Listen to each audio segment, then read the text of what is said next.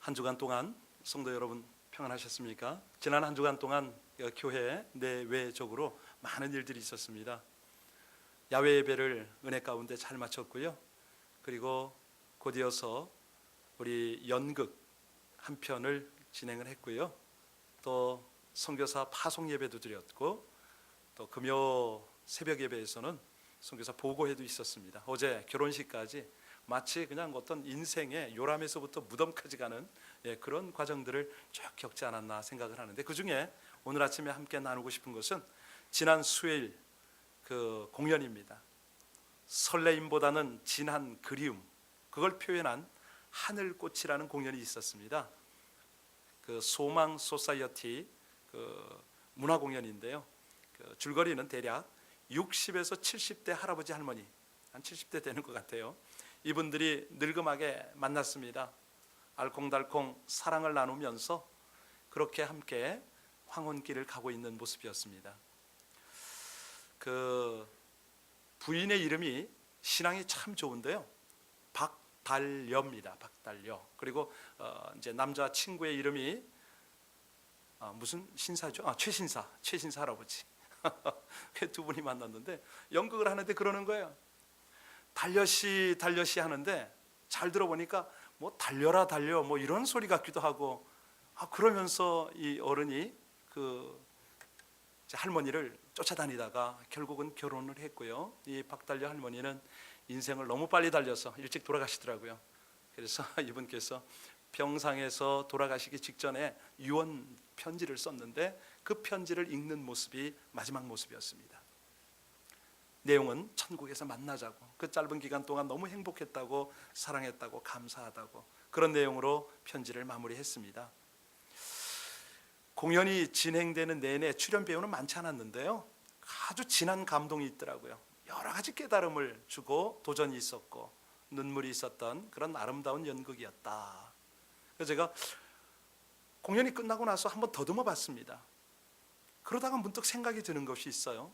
여러분, 공자 때에 공자님의 말씀 중에 나이 40대면 어떤 나이라고 그러죠? 불혹의 나이입니다. 그렇습니다. 자, 불혹 무슨 뜻입니까? 웬만한 유혹 앞에서는 꿈쩍도 하지 않는다, 그런 나이다, 이런 뜻 아니겠습니까? 그런데 어떠냐면 요즘은 40이 불혹의 나이가 아니고 천만이더라고요. 60, 70돼도 불혹이 안 돼요. 그러니까 이성 앞에서 쩔쩔 매는 거예요 이게. 야, 아니 가만히 생각하니까 바람을 제일 많이 타는 나이가 40대더라. 이거 왜 이렇습니까? 인간 수명이, 평균 수명이 길어졌다는 얘기인가요? 아니면 앞으로 살아갈 날이 살아온 날들보다 못지않게 남은 시대가 정말 유혹이 넘쳐나는 그런 시대를 우리가 살아간다는 그런 뜻일까요? 자, 우리가 사실은 건강하고 아름다운 신앙생활을 하고 잠시 후면 하나님 앞에 우리가 서게 될 터인데, 그때까지는 뭐 청년이고 중년이고 장년 할 것 없이 유혹을 대비하는 그런 삶의 준비를 해야 되겠는데요, 오늘 본문이 바로 그 비결을 알려주는 그런 하나님의 메시지입니다. 오늘 주인공은 군인으로서, 왕으로서, 무엇보다 신앙인으로서 놀라운 승리를 한 다윗이 주인공입니다. 그런데 그가 아주 정점에, 그 인생 황금기에 이르렀을 때, 이때의 나이가 40대입니다. 그 정점에서 어이없이 실족하는 쓰라린 사건을 우리가 지금 보게 됩니다. 다윗 그러면 뭐가 떠오르십니까? 왕이 되기 전에 혹독한 연단과 훈련을 받은 사람, 그런 왕이 별로 많지 않죠. 그리고 광야에서 그 어떤 사람보다도 하나님과 가까운 친밀한 깊은 은혜의 시간을 지낸 사람. 아니, 하나님께서 친히 말씀하시잖아요. 내가 이새의 아들을, 그 다윗을 만나니 내 마음이 합한 자라, 나의 뜻을 다 이루게 하리라. 아주 흔치 않는 칭찬을, 인정을 받은 다윗. 자, 그런데 그 사람이, 그 결과가 어마어마한 하나님의 은혜와 복과 형통함을 누린 그 사람이 어이없이 어떻게 이렇게 실족할 수가 있을까? 굉장히 이건 문제점이죠. 그 문제의 중심이 열왕기하 15장에 보면 다윗이 햇사람 우리아의 일 외에는 평생에 여호와 보시기에 정직히 행하고 자기에게 명하신 모든 일을 어기지 아니하였도다. 한마디로 우리아의 일, 이것이 절대절명의 실수다, 이렇게 말합니다. 자, 그러면 여기서 말하는 우리아의 일이 오늘 본문의 내용인데요, 그 우리아의 아내 밧세바와 동침하고 그 우리아를 전쟁터로 내보내서 죽게 한 일. 자, 이 한 가지 작지 않은 실수지만은 이 실수로 말미암아 다윗의 생애는 씻을 수 없는 오명을 남겼습니다. 자, 오늘은 이 다윗의 사례를 통해서 유혹과 은혜라는 제목으로 은혜를 나누겠는데요, 우리 본문의 배경 그 이스라엘을 조금만 더 우리가 이해하고 넘어가면 좋습니다. 이 다윗 왕국이라고도 표현하는 통일 이스라엘의 상황은 나라도 안정이 됐습니다. 백성들도 다 행복하고 평안하게 살고 있었습니다. 물론 간간히 치근덕거리는 주변 세력이 있긴 했지만은 옛날에 비한다면 다윗의 나라는, 통일 이스라엘은 역사상 가장 강성한 나라가 되어 있었습니다. 그래서 지금은요, 주변에 있는 나라들로부터 조공까지도 받는 그런 나라가 된 것이죠.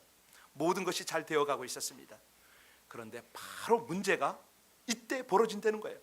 여러분, 유혹이 언제 일어난다고요?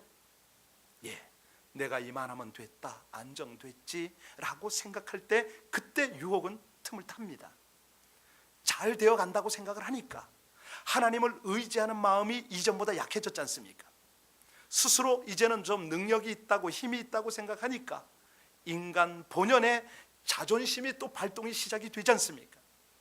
하나님이 도와주지 않으셔도 그저 가진 것 가지고 먹고 살 수 있다고, 대충은 미래를 꾸려나갈 수 있다고 생각을 하니까 하나님을 의지하던 믿음에서 이제는 어떤 능력을 의지하고 시스템을 의지하고 하나님을 그 다음으로 생각을 합니다. 그래서 생기는 것이 오늘 2절의 사건입니다. 우리 2절 다 같이 읽겠습니다. 시작. 저녁 때 다윗이 그의 침상에서 일어나 왕궁 옥상에서 거닐다가 그곳에서 보니 한 여인이 목욕을 하는데 심히 아름다워 보이는지라.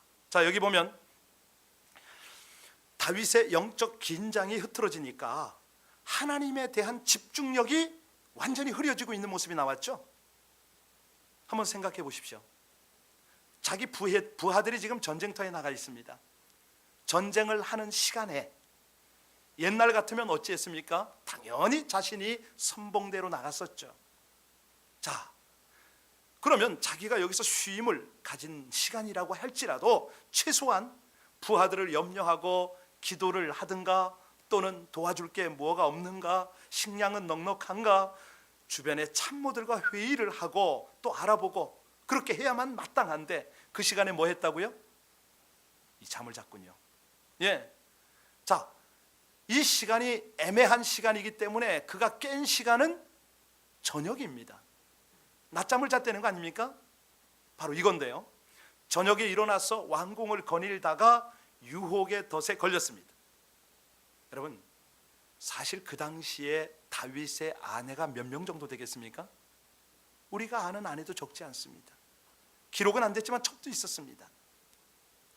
자, 그런데도 이 여인을 보고 그렇게 싱숭생숭한 걸 보면 여인이 이쁘긴 한 것 같아요. 사실은 이것이 잘못은 아닙니다. 우리 청년들에게 묻겠습니다. 지나가는 형제가 참 잘생겼어요. 어떤 반응을 합니까? 지나가는 자매가 너무너무 예뻐요. 어떤 반응들 하세요? 우리 남편과 아내들에게도 묻겠습니다. 어떤 반응들을 하세요? 눈이 저절로 돌아가죠. 저는 목사니까 그거 안 돌리려고 애를 쓰죠. 왜냐하면 성도들이나 누가 보면 덕이 안 되잖아요.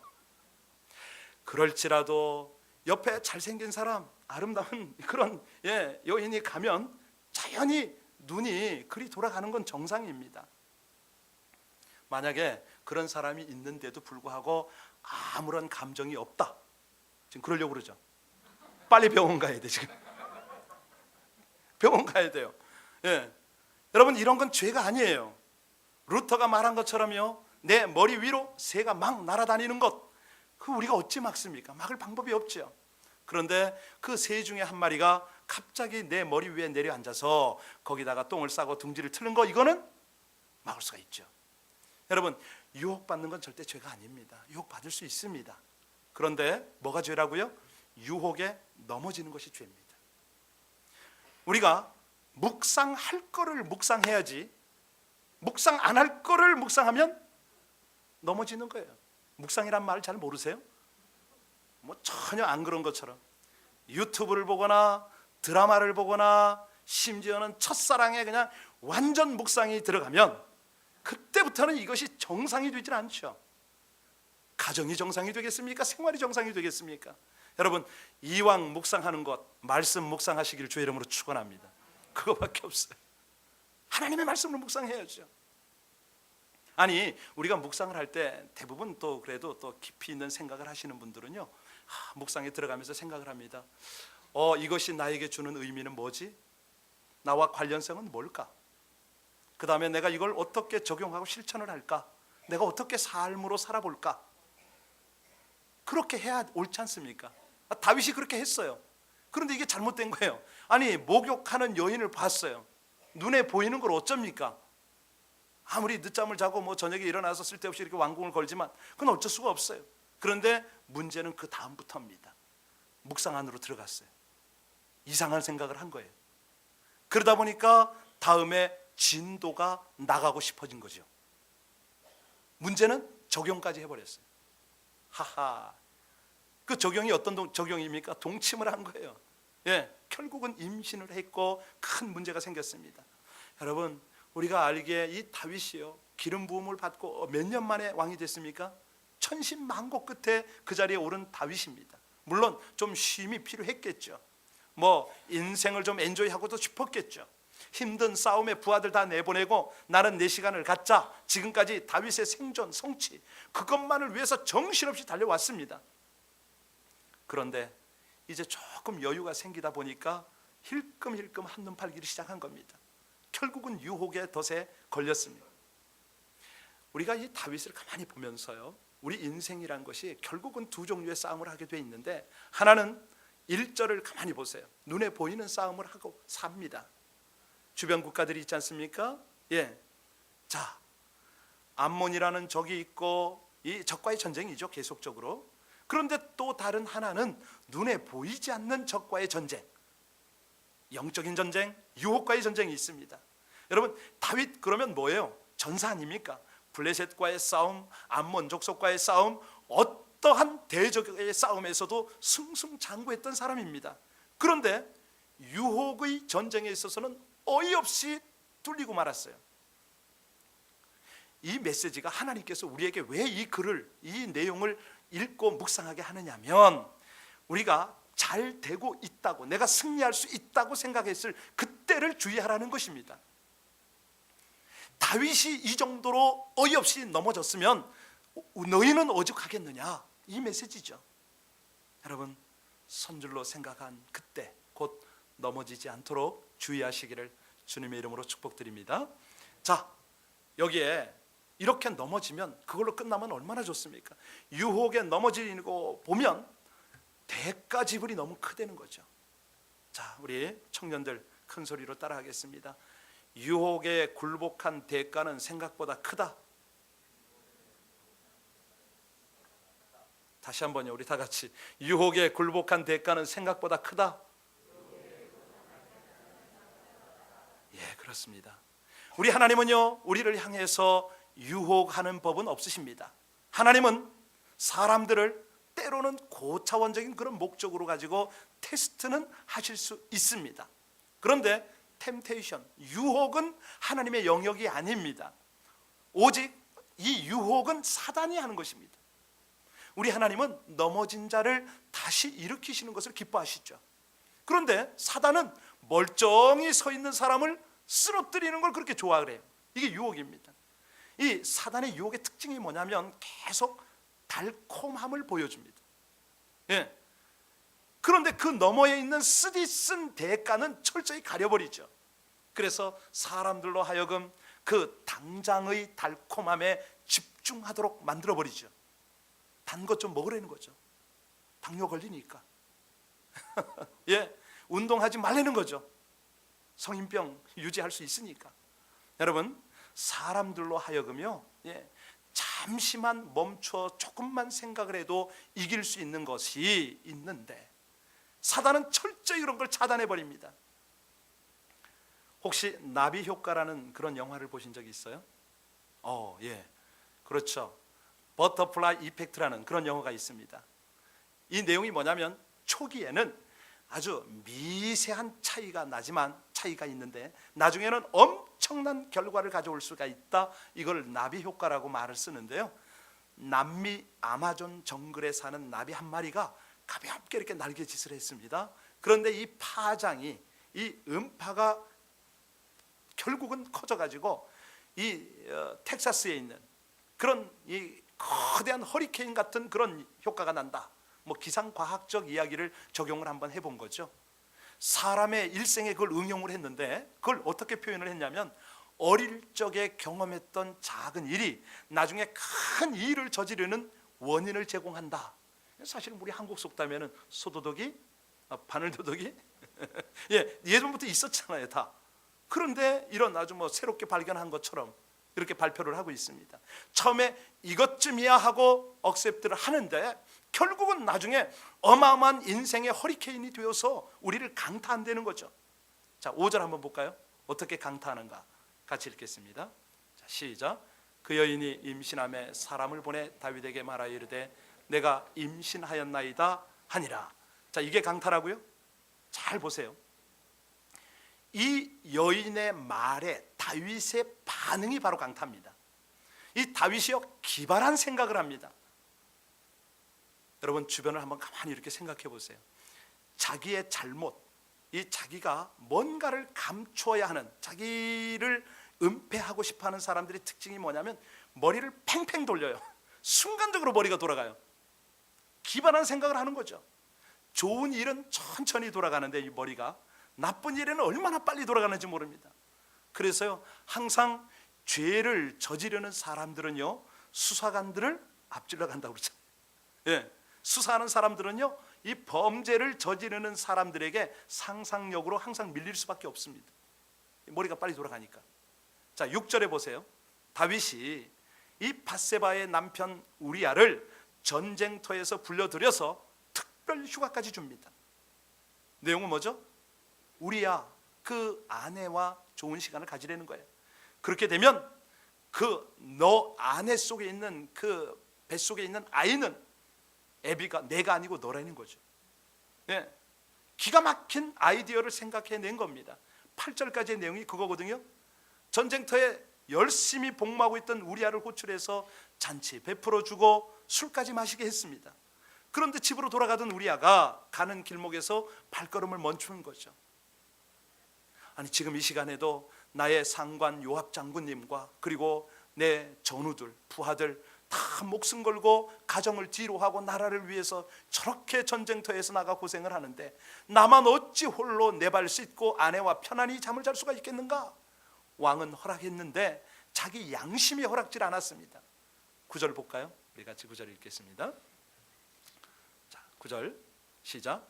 그러나 우리아는 집으로 내려가지 아니하고 왕궁 문에서 그의 주로 모든 부하들과 더불어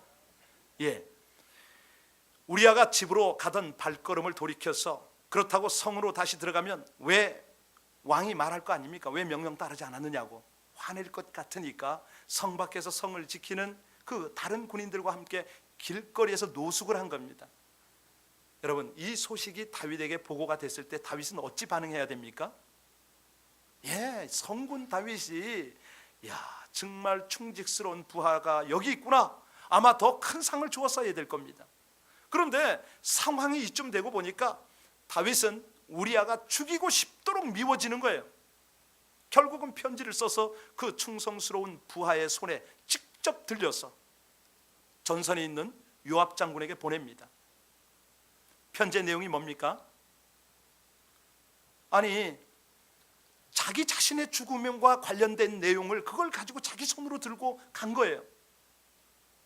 여러분 여기서 중요한 것이 있는데요. 뭐냐면 요압을 조금만 생각해 보십시오. 요압 장군. 요압이 아니 보내라 그래서 부하를 보냈더니 그 부하 손에 직접 죽이라는 내용을 가지고 다윗이 글을 써 보냈단 말이죠. 어떤 느낌이 들었겠습니까? 평소 자기가 생각하는 다윗은 아닙니다. 아니 점점 마음이 괴로웠겠죠. 와, 아니 이렇게 충성스러운 부하를, 이 장군을, 다윗의 부하기도 하고 나의 부하기도 한 이 우리아를 무엇 때문에 죽이라고 하느냐? 이유를 알 수가 없어요. 예, 내용도 구체적으로 쓴 게 없어요. 자, 그때부터 요압과 다윗 사이에는 뭐가 생겨요? 예, 거리가 생기고 금이 생겼죠. 나중에 이 결과는 어떻게 나타나냐면 다윗의 아들 압살롬이 반역을 했을 때 요압이 누구 편에서요? 그렇죠. 그렇게 나타납니다. 여기서부터 난 거예요. 예, 여러분 정말 다윗은 처음에 그저 대수롭지 않게 시작한 이 일 때문에 결국은 자기 아들도 죽고 아들이 반란하고 충성스러운 요압까지 배반하게 되고 완전 풍지박산이 나는 겁니다. 여지없이 도미노처럼 다 깨집니다. 주변에 그렇게 좋은 사람들 다 잃어버리게 되는 것이죠. 여러분 하나님의 메시지가 좀 느껴지십니까? 저와 여러분들의 미래를 사랑하시는 하나님께서, 우리의 삶을 통해서 영광을 받으시고자 하는 하나님께서 다윗의 케이스를 통해서 철저하게 우리를 지금 다루고 계세요. 깨닫게 하세요. 우리가 어떤 유혹을 받을 때요, 예, 행동을 이제 행동을 하고 싶지 않습니까? 행동을 하려 하다가도 그 결과를 잠시 생각해 보도록 하나님이 지금 이 메시지를 주세요. 나비 효과처럼 처음에는 그냥 뭐 나비 날개짓 해봐야 바람이 얼마나 일어납니까? 그런데 이것이 나중에 부메랑으로 돌아올 때는 허리케인이 될 수가 있다는 거죠. 사단은요 절대로 이걸 말해주지 않습니다. 사단이 어떻게 합니까? 지금 당장 짜릿함을 즐기려는 거예요. 지금 당장. 예. 자꾸 속삭여요. 그래서 우리가 생각해야 되는데요, 이 유혹이 우리 인생 길목길목에 있습니다. 길목길목. 예. 다윗과 같은 사람도 이런 연약한 모습을 보였다면 정말 깨어 있어야 하는 것은 우리인데, 우리 자신을 어떻게 지켜야 되느냐? 몇 가지 성경적이고 또 실제적인 지침을 나누고 기도하겠습니다. 첫째는요, 어떻게 하면 유혹을 이길 수가 있겠습니까? 예, 경건함입니다. 말씀과 기도입니다. 다윗이요, 하나님을 가까이 할 때는 죄를 멀리할 수가 있었습니다. 말씀을 묵상하고 암송을 하고 기도하고 나누고 이럴 때는요 어둠은 떠나갑니다. 여러분 평소에 제발 좀 드라마 묵상 좀 하지 마십시오. 요즘에 어린 아이들 보면 그냥 유튜브, 정말로 우리 아이들은 그나마도 얼마나 감사하고 다행스러운데요, 계속 그걸 묵상하면 그대로 따라가지 않습니까? 마치 군인이 반복되는 훈련을 하듯이요, 사람의 두뇌는 제한되어 있기 때문에 한 번, 두 번 이야기하고는 숙지가 잘 안 됩니다. 계속 반복을 해야 됩니다. 어떻게? 하나님은 분명히 말씀하십니다. 늘 말씀을 묵상하고 쉬지 말고 기도하라. 이렇게 할 때에 경건에 이르게 되고, 이 경건을 연습하면 범사가 유익한 줄로 믿습니다. 깨어서 기도해서 성령님만이 우리의 심령을 충만하게 채우시기를 다시 한번 주님의 이름으로 축복합니다. 두 번째는요, 유혹의 상황에서는 맞서야 할 것이 있고 피해야 할 것이 있는데요, 자, 유혹은 미리 피하는 것이 지혜롭습니다. 영적 전쟁 중에 맞서야 할 게 있고 피해야 할 것이 있지 않습니까? 이 파이트, 싸움을 할 때가 있고 이 도망을 할 때가 있습니다. 그런데 빨리 이걸 선택을 해야 되거든요. 맞서서 대항하여 싸울 것은 싸워야 되겠지만은 이 몇 가지 유혹은 피하는 것이 상책입니다. 그 중에 하나가 정욕의 유혹이거든요. 자, 여러분 한번 제가 여쭤보겠습니다. 젊은 남녀가 아직 결혼하지 않았습니다. 단 둘이서 여행을 떠난 것까진 좋아요. 그런데 호텔방을 잡고 그날 밤에 한 방에서 두 손을 꼭 잡고 기도합니다. 주여, 오늘 밤 우리 사이에 아무 일도 일어나지 않게 하옵소서. 기도입니까 아닙니까? 이건 기도가 아니죠. 기도가 아니죠.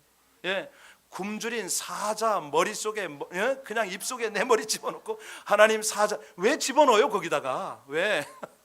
쓸데없이 왜 사자 입속에다 왜 머리를 집어넣냐고요. 여러분 그렇습니다. 이건 미련한 기도죠. 우리가 정욕이 올 때는 어찌하라고요? 예, 피하는 방법밖에 다른 방법이 없습니다. 그 자리를 피하려는 것이죠. 여러분 최근에요 아시죠? 제 방 안에 CCTV가 탁 달려 있어요. 하나님 진짜로 달려 있어요. 어떤 분이 왜 목사 방에다 이런 걸 해놓냐고. 예, 이 방법이 피할 수 없을 때는 그거 해야죠. 중요한 것은요, 예, 출장이 잦은 사람이 있지 않습니까? 여행이 많은 사람, 자기도 모르게 외로운 생각이 들어서 자신 관리가 안 될 때가 있을 거예요.